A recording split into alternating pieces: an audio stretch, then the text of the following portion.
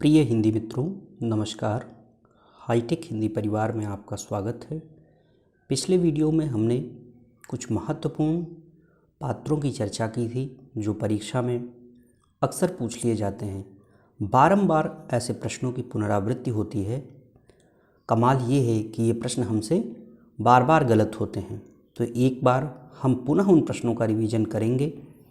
आइए आज कुछ नए और प्रमुख पात्रों को देखते हैं। देवसेना और अनंत देवी प्रश्न आएगा, ये किस नाटक के पात्र हैं? जी हाँ, सही उत्तर होगा स्कंदगुप्त। आया हुआ है। विशु का संबंध कोणार्क से है।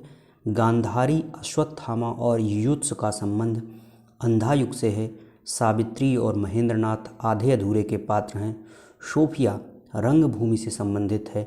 तारा झूठा सच यशपाल के उपन्यास से संबंधित है। मृणाल त्यागपत्र से संबंधित है। नीलिमा अंधेरे बंद कमरे, चाणक्य और सिंहरण ये चंद्रगुप्त नाटक से हैं। कट्टो का संबंध परख से है। जालपा का संबंध गबन उपन्यास से है। शशि का संबंध शेखर एक जीवनी से है। न्यूनिया महामाया सुचरिता का संबंध बाणभट्ट की आत्मकथा से है। विलोम और मल्लिका का संबंध आषाढ़ का एक दिन से है। ओक्काक और सीलवती का संबंध सूर्य की अंतिम किरण से सूर्य की पहली किरण तक है। देहांतर में जो प्रमुख पात्र हैं उनका नाम है पुरु और शर्मिष्ठा, जो परीक्षा में पूछे गए हैं। डॉक्टर प्रशांत और राय साहब मैला आंचल के प्रमुख पात्र हैं।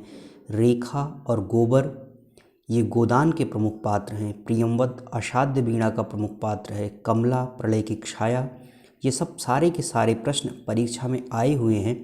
औशिनारी ये उर्वशी की प्रमुख पात्र है। आत्मजयी का प्रमुख पात्र है नचिकेता। भुवन, रेखा और गौरा जैसे पात्र नदी के द्वीप के हैं। कुमारगिरी नाम का पात्र चित्रलेखा से है। अब हम आपसे 5 महत्वपूर्ण प्रश्न पूछेंगे जिनके उत्तर आप हमें कमेंट में देंगे।